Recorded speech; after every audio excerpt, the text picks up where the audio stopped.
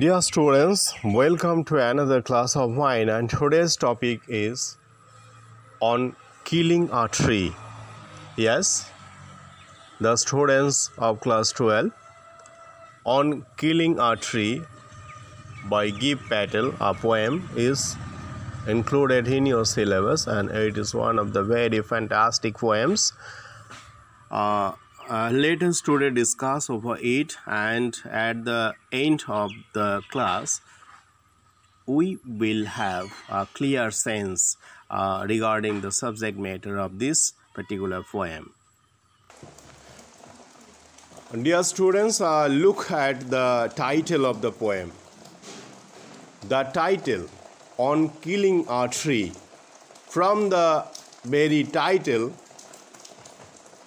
it's clear that the poem is about killing a tree. বৃক্ষ নিধনের এক সাধারণ বিষয় আলোচিত হয় অন কিলিং আ ট্রি এই কবিতায়। কবিতার শিরোনামে প্রথমেই কি রয়েছে না, প্রথমেই রয়েছে শ্লেষের একটা ব্যবহার। The poem's title at the very beginning stabilizes irony. এটা কেন বললাম?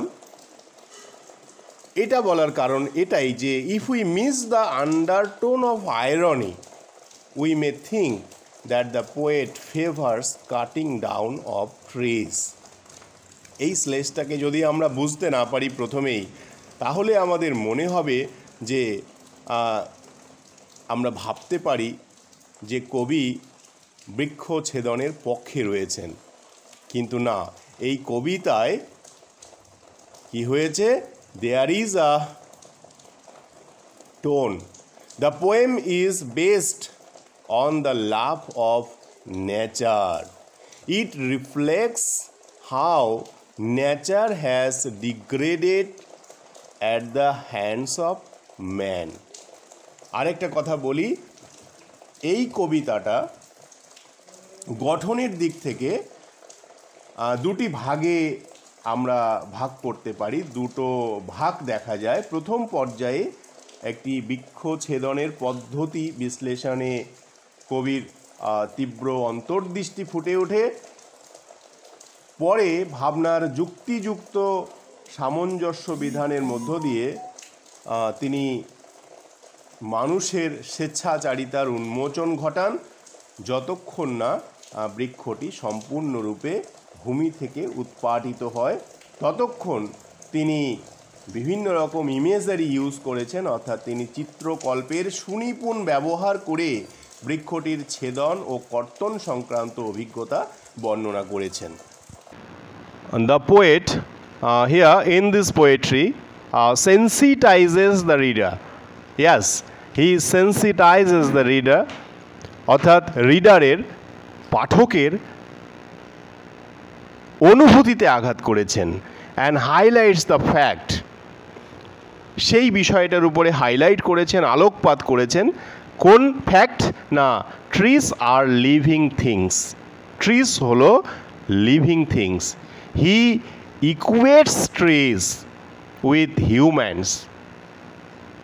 ট্রিজকে তিনি হিউম্যান বিংয়ের সঙ্গে পাশাপাশি রেখেছেন এবং সমগোত্রীয় করেছেন, to convey that trees should not be cut because destroying trees is just like killing a human being. Destroying a tree is destroying a human being. গাছের ক্ষতি করা মানে কোনো না কোনোভাবে মনুষ্য প্রজাতির ক্ষতি করা, এই মেসেজটা তিনি কনভে করেছেন। আরও ইম্পর্টেন্ট কথা হলো, a tree does not die by merely cutting. খালি কাটলেই গাছটা মরে যায় না, বিকজ ইট রিগ্রোস। ইয়েস, ইট রিগ্রোস, আবার বেড়ে ওঠে, ফ্রম হোয়ার ইট ইজ কাট, যেখানে এটাকে কেটে দেওয়া হয় সেখান থেকে আবার কুড়ি গজায়, সেখান থেকে আবার পাপড়ি গজায়, সেখান থেকে আবার পাতা গজায়। সেই গাছটা আবার বেঁচে ওঠে, আবার যদি সুযোগ পায় তাহলে মহীরুহে পরিণত হয়। A tree does not die by merely cutting because it regrows from where it is cut. Dear students, আমার প্রিয় ছাত্রছাত্রীরা, চলো আমরা কবিতাটা আগে একবার পড়ে নিই। On killing a tree by Gieve Patel. এটা এমন একটা কবিতা যেটা হলো কি রয়েছে, the poem is about the harm done by human being না to the environment in a voice of sarcasm and irony. অর্থাৎ এখানে একটা ব্যঙ্গ রয়েছে, একটা বিদ্রূপ রয়েছে। The poet speaks of man's violence and impatience towards nature. অর্থাৎ প্রকৃতির প্রতি একটা অত্যাচার রয়েছে, একটা ভায়োলেন্স অর্থাৎ হিংসাত্মক কার্যকলাপ মানুষের রয়েছে। The poem is written in free verse. এই কথাগুলো তোমাদের টেক্সটে বলা আছে। চলো আমরা কবিতাটা পড়ি। It takes much time to kill a tree. Not a simple jab of knife will do it. Yes, it has grown slowly, consuming the earth, rising out of it, feeding upon its crust, absorbing years of sunlight, air, water, and out of its leprous height, sprouting leaves. অর্থাৎ কি হয়েছে না, it takes much time to kill a tree. একটা বৃক্ষকে নিধন করার জন্য much time লাগে। Not a simple jab of knife will do ইট। একটা সিম্পল জ্যাব অফ নাইট অর্থাৎ মৃদুভাবে একটা ছুরিকাঘাত করা, তাতেই কিন্তু এটা হবে না। It has grown slowly, consuming the earth, rising out of it, feeding upon its crust, absorbing years of sunlight, air, water, and out of its leprous hide, sprouting leaves. একটা বৃক্ষ, সেটা নিধনটা খুব সহজ কাজ নয়। মাটি এবং বিশ্ব পরিমণ্ডলের অন্যান্য জীবনদায়ী উপাদান যেমন জল, বাতাস, সূর্যের আলো, সেখান থেকে সে খাদ্য গ্রহণ করেছে এবং সেটা বিকশিত হয়েছে। So hack and chop, but this alone would not do it. Not so much pain will do it, the bleeding bark will heal. কী হবে না, হ্যাক অ্যান্ড চপ অর্থাৎ টুকরো টুকরো করে কাটো, ঘুরিয়ে পেঁচিয়ে ফালা ফালা করে কেটে দাও না, উইল নট ডু ইট, নিধন করতে পারবে না। The bleeding bark will heal. Bleeding বার্কগুলো অর্থাৎ রস ঝরছে এরকম ছালগুলো আবার হিল হয়ে উঠবে, সেরে উঠবে। And from close to the ground, এবং গ্রাউন্ডের একদম নিকট থেকে, কাছে থেকে, মাটির কাছে থেকে, উইল রাইজ কার্লড গ্রিন টুইক্স, সেখান থেকে আবার কুড়ি বের হবে। সেই কুড়িগুলো মিনিয়েচার বাউস, সেগুলোই হলো মিনিয়েচার অর্থাৎ ক্ষুদ্রাতি ক্ষুদ্র শাখা প্রশাখা, উইস, যেগুলো if unchecked will expand again two former size. অর্থাৎ এই শাখা যে মিনিয়েচার বাউস অর্থাৎ ছোট ছোট কুড়িগুলো বের হয়েছে, এগুলোই কি হবে, ফর্মার সাইজে অর্থাৎ পূর্বের যে পরিপূর্ণ একটা বৃক্ষ তাতে কিন্তু পরিণত হতে পারে। No, the root is to be pulled out. না, তাহলে কি, তাহলে যদি গাছটাকে মেরেই ফেলতে হয় তাহলে কি করতে হবে, root is to be pulled out, রুটটাকে তুলে ফেলতে হবে। Out of the anchoring earth, যেখানে এটা শিকড় গেড়ে রয়েছে। It is to be roped, দড়ি দিয়ে বাঁধতে হবে, টাইট করে বাঁধতে হবে। And pulled out, snapped out or pulled out entirely, পুরোপুরিভাবে তুলে ফেলতে হবে। Out from the earth cave, অর্থাৎ কেভের গভীরতা থেকে, অর্থাৎ যে খাত তার ভেতরে যে শিকড় গেড়ে রয়েছে সেখান থেকে তুলে ফেলতে হবে। And the strength of the tree exposed, এবং গাছের যে শক্তিটা আছে সেটাকে বের করে দিতে হবে। The source white and wet, the most sensitive, hidden for years inside the earth. Then the matter of scorching and chalking in the air, browning, hardening, twisting, withering, and then it is done. তাহলে একদম সব শেষে আমরা দেখছি যে কাজটা কিন্তু হয়ে গেল। The work is done, the killing of a tree, the work is done. আচ্ছা দেখো, পোয়েমটাতে কতগুলো ডিফিকাল্ট ওয়ার্ড আছে, যেই ওয়ার্ডগুলো একটু ভালো করে বুঝে নিলে কবিতাটা আমাদের বুঝতে সুবিধা হবে। So the difficult words from the poem on killing a tree. There are some words, the meanings of which are to be known very clearly, right? দেখবি এখানে একটা ওয়ার্ড আছে কনজিউমিং। কি করে? কনজিউম করে। কনজিউমিং মিনিং হলো feeding আপন। আমরা বলতে পারি এটা কনজিউম করা, মানে তুমি আহরণ করা বলতে পারো, আহরণ করা, কনজিউম করা। নেক্সট আরেকটা ওয়ার্ড দেখো, অ্যাবজর্বিং একটা ওয়ার্ড আছে, অ্যাবজর্ব করা। এটাও হলো টেকিং ইন, অর্থাৎ একে বাংলা তুমি বলতে পারো, in Bengali we can say শোষণ করা। সো অ্যাবজর্বিং হচ্ছে শোষণ করা। আর আরেকটা ওয়ার্ড আছে দেখো, এই ওয়ার্ডটার মিনিং জানা উচিত তোমার, লেপ্রাস হাইট। দেখো লেপ্রাস হাইট একটা ওয়ার্ড আছে, সেখানে লেপ্রাস কথাটার মানে হলো এরকম যে affected with leprosy, as if affected with leprosy, অর্থাৎ লেপ্রসি কুষ্ঠ রোগগ্রস্ত, ব্যাধিগ্রস্ত। আর হাইড হলো the bark of a tree, the bark of a tree, অর্থাৎ ছাল বা বাকল, যেটাকে আমরা বলি। আরেকটা ওয়ার্ড আছে miniature. Miniature means very small, so এটাকে বলতে পারি আমরা ক্ষুদ্রকায়। আর সেন্সিটিভ অর্থাৎ অনুভূতিশীল, অনুভূতিশীল, এটা হলো সেন্সিটিভ ওয়ার্ডটার মিনিং।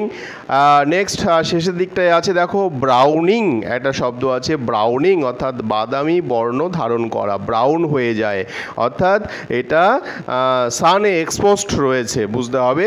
আর হার্ডেনিং ওয়ার্ডটা রয়েছে, এটা হলো কঠিন হয়ে যাওয়া, অর্থাৎ শক্ত হয়ে যাওয়া। টুইস্টিং হচ্ছে বিকৃত বা সংকুচিত হওয়া। আর আরেকটা ওয়ার্ডের মিনিং তোমাকে বলে রাখি, সেটা হলো উইদারিং। এই উইদারিং ওয়ার্ডটার মানে হলো প্রাণ শক্তি যার মধ্যে নেই, অর্থাৎ প্রাণ শক্তিহীন। এই ওয়ার্ডগুলো তোমাকে কবিতাটা সুন্দরভাবে বুঝতে সাহায্য করবে, তাই এই ওয়ার্ডগুলোর মিনিংগুলো তোমাকে আমি বলে নিলাম। এখন দেখো একদম ছোট্ট করে কয়েকটা ছবির মধ্য দিয়ে তোমাকে কয়েকটা জিনিস, বিশেষ বিশেষ কয়েকটা জায়গা বুঝিয়ে দেওয়ার আমি চেষ্টা করছি। দেখো এইখানে একটা লাইন আছে তোমাদের শেষের দিকটায়, যেখানে আছে যে দ্য সোর্স, তার আগে দেখো the strength of the tree exposed, the source white and wet, the most sensitive hidden for years inside the earth. এই জায়গাটা এটা কোনটাকে ইঙ্গিত করছে? এই পুরো ব্যাপারটা ইঙ্গিত করছে দেখো ট্রির যে রুট আছে, শিকড়গুলো আছে, সেটাকে তুমি ছবিটাতে লক্ষ্য করো, তাহলেই তুমি বিষয়টা বুঝতে পারবে কোনটা হলো সেন্সিটিভ পার্ট, কোনটা হলো হিডেন, কোনটা হলো সোর্স অফ দ্য ট্রি, কোনটা হলো হোয়াইট এবং কোনটা হলো তোমার হলো ওয়েট। ঠিক আছে, এটা দেখো। আচ্ছা এই ছবিটা লক্ষ্য করো, দেখো একটা জায়গা আছে তোমাদের, তুমি টেক্সটটাকে ফলো করো, দেখবে ওখানে আছে the root is to be pulled out. কি করতে হবে? রুটটাকে পুলড আউট করতে হবে out of the anchoring earth, অর্থাৎ যে আর্থের মধ্যে, মাটির মধ্যে শিকড়গুলো শক্ত করে আঁকড়ে ধরে আছে, সেখান থেকে সেই শিকড়গুলোকে তুলে ফেলতে হবে। গাছটাকে এমনভাবে তুলে ফেলতে হবে যে শিকড় শুদ্ধ যেন সেগুলো উঠে আসে। তুমি এই ছবিটা লক্ষ্য করো, তাহলে এই জায়গাটা পার্টিকুলারলি তুমি বুঝতে পারবে, বুঝতে তোমার সুবিধা হবে। আচ্ছা আরেকটা ছবি তোমাকে দেখাই, দেখো এই ছবিটা আমাদের বুঝতে সাহায্য করবে এই জায়গাটা, আমরা সেটা হলো যে it is to be roped, দড়ি দিয়ে বাঁধতে হয়, টাইট করে বাঁধতে হয়, tight, and pulled out, snapped out, or pulled out entirely. না, কোথা থেকে পুলড আউট করবো? এন্টায়ারলি, পুরোপুরিভাবে out of the earth cave, অর্থাৎ এমনভাবে তুলে আনতে হবে যে যেখানে মাটিতে, যেখানে ও গাছটা যেই জায়গাটায় দাঁড়িয়েছিল সেখানে যেন একটা গর্ত তৈরি হয়। অর্থাৎ এমনভাবে তার সমস্ত কিছু উপড়ে ফেলতে হবে। এই ছবিটা তুমি লক্ষ্য করো, দেখবে এভাবে করে গাছকে আমরা কখনো কখনো তুলে ফেলি। এই জায়গাটা কিন্তু আমাদের এই ছবিটা বুঝতে ভীষণভাবে সাহায্য করবে। আচ্ছা, লাস্ট আরেকটা ছবি তোমাদের আমি দেখাবো। এই ছবিতে লক্ষ্য করো, দেখবে গাছের শিকড় বাকড় সমস্ত কিছু কি হয়ে গেছে, শুকিয়ে কাঠ হয়ে গেছে, নিষ্প্রাণ হয়ে গেছে। শেষ দিকটায় আসো কবিতাটার, কবিতার এক জায়গায় আছে শেষে দেখো, দেন দ্য ম্যাটার, কি হয়েছে, শিকড় বাকড় তুলে ফেলা হয়েছে, স্ন্যাপড আউট করা হয়েছে, পুলড আউট করা হয়েছে, মোস্ট সেন্সিটিভ পার্টগুলোকে এক্সপোজ করা হয়েছে। এইবার then the matter of scorching and choking, এইবার কি করতে হবে, স্কর্চিং অর্থাৎ এর ঝলসানো রোদে এটাকে দিয়ে দিতে হবে, অ্যান্ড চোকিং শ্বাসরোধ করে দিতে হবে যেন মাটিতে স্পর্শ না পায়। In the sun and air, কোথায় দিতে হবে, সূর্যের আলোতে। তারপরে সেটা কি হয়ে যাবে, ব্রাউনিং, হার্ডেনিং, টুইস্টিং, উইদারিং। কি ইনহিউম্যান অ্যাক্টিভিটি আমাদের দেখো, আমরা কখনোই কিন্তু ভাবি না এইভাবে কাজগুলোকে যে আমরা কি করছি।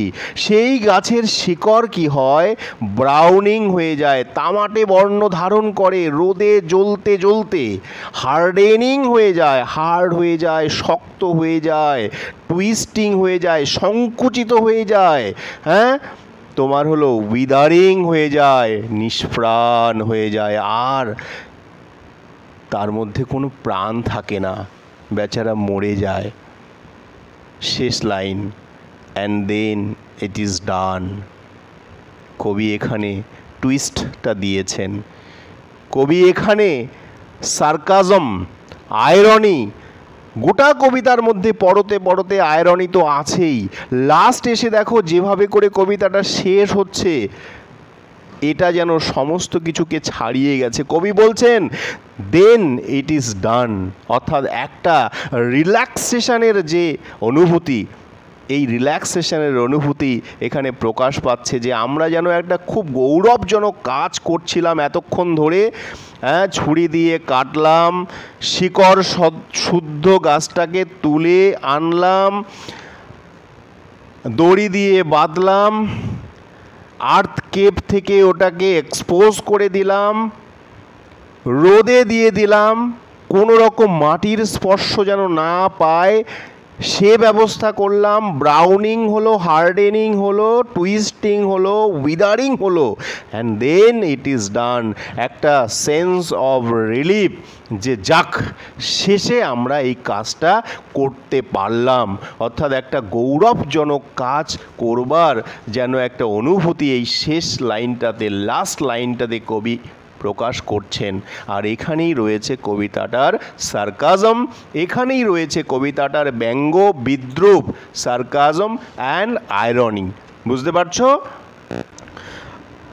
দেখো, অন কিলিং আ ট্রি, এই কবিতাটা পড়তে গিয়ে অবশ্যই যেই বিষয়গুলোর দিকে খেয়াল রাখা দরকার সেই কথাগুলো তোমাদের খেয়াল করিয়ে না দিলেই নয়। আসলে এই কবিতাটার মধ্যে কি রয়েছে না, পৃথিবীর সঙ্গে গাছের যে একটা সম্পর্ক, সেই সম্পর্কটাকে তুমি বলতে পারো মা এবং সন্তানের মতো, সেই সম্পর্কটাকে গিব প্যাটেল এই কবিতার মধ্যে কাব্যিক ভঙ্গিতে তুলে ধরার চেষ্টা করেছেন। কেমন না, যখন একটা বৃক্ষ একটি চারাগাছ আকারে থাকে তখন কি হয় বলো তো, তখন তাকে পৃথিবী আশ্রয় দান করে, সে পৃথিবীর আলো বাতাস ও সূর্য কিরণ নিয়ে থাকে এবং এগুলোর দ্বারা সে পুষ্ট হয়। আর গাছ যখন বড় হয় তখন সে কি হয় না, তখন সে পৃথিবী ও তার লোকজনদের দেখাশোনা করার জন্য আপ্রাণ চেষ্টা করে। কবি আমাদের মনে করিয়ে দিয়েছেন গাছেরা আমাদের খাদ্য, অক্সিজেন এবং আশ্রয়ের যোগান দেয়। তিনি আরও বার্তা দিয়েছেন এই কবিতার মধ্য দিয়ে যে মানুষ বৃক্ষছেদনের মাধ্যমে নিজেদের ধ্বংস নিজেরাই ডেকে আনছে। এই কবিতাটি থেকে যে পাঠ আমরা আরও পেতে পারি সেটা হলো অবিবেচকের মতো বেপরোয়া বৃক্ষছেদন হচ্ছে এক জঘন্য নারকীয় অপরাধ, যেটা অসাধু, স্বার্থপর এবং দুর্বিনীত মানব সম্প্রদায় দ্বারা সংগঠিত হয়।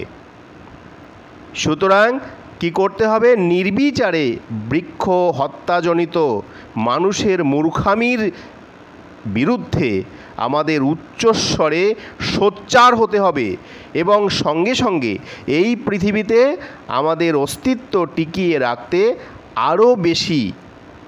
আরও বেশি গাছ লাগানোর ব্যাপারে আমাদের উৎসাহী হতে হবে। বুঝতে পারলে? তোমরা দেখো, আমি একটা গ্রাফিক্যাল প্রেজেন্টেশন তোমাদের দিচ্ছি যে গাছ আমাদের কি দেয়।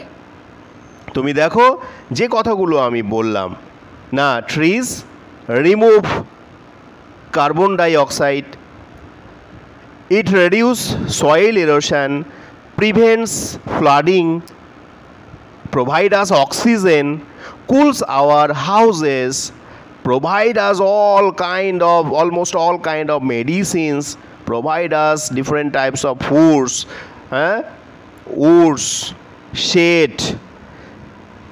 Various types of things are begotten. We get various types of things from trees. So there is a mother-child relationship between this earth and that of the trees. So our slogan should always be plant a tree and save our environment. Plant trees and save life. কিন্তু আরেকটা ধারণা আমাদের আছে কি, যে একটা গাছকে, একটা বৃক্ষ বেড়ে উঠতে বছরের পর বছর সময় লাগে, কিন্তু এটা মুহূর্তের মধ্যেই, আমাদের একটা ধারণা আছে যে এটা মুহূর্তের মধ্যেই আমরা ধ্বংস করে দিতে পারি। কিন্তু কবি এই কবিতার মধ্য দিয়ে এই যে ধ্বংসের যে কাজটা, একটা বৃক্ষকে, একটা গাছকে ধ্বংস করার যে কাজটা, সেটাকে এত পুঙ্খানুপুঙ্খভাবে ডিটেইল বর্ণনা দিয়েছেন যে আমাদের যে নিষ্ঠুরতা, মানব সম্প্রদায়ের যে নিষ্ঠুরতা, প্রকৃতির প্রতি আমাদের যে অত্যাচার, আমাদের যে ভায়োলেন্স, আমাদের যে ইমপেশেন্স, সেটা কিন্তু পরতে পরতে ফুটে উঠেছে এই কবিতার মধ্য দিয়ে। সো এই কবিতার মধ্যে কি রয়েছে? একটা ব্যঙ্গ রয়েছে, একটা বিদ্রূপ রয়েছে। আমরা সিম্পলভাবে কবিতাটা পড়ব, শেষে গিয়ে দেখব যে একটা এত সুন্দরভাবে শেষ হয়েছে কবিতাটা, যে যাক এত ভালোভাবে এতক্ষণ ধরে আমরা এমন একটা কাজ করলাম, যেন মনে হচ্ছে যে যাক এতক্ষণে কাজটা হলো। দেখবে শেষ হয়েছে কবিতাটা এরকম একটা লাইন দিয়ে, অ্যান্ড দেন ইট ইজ ডান। শেষ করতে পারলাম কাজটা, যেন মনে হয় যে বিশাল বড় গৌরবের একটা কাজ করে ফেলেছে। কি কাজ সেটা? না, একটা গাছকে হত্যা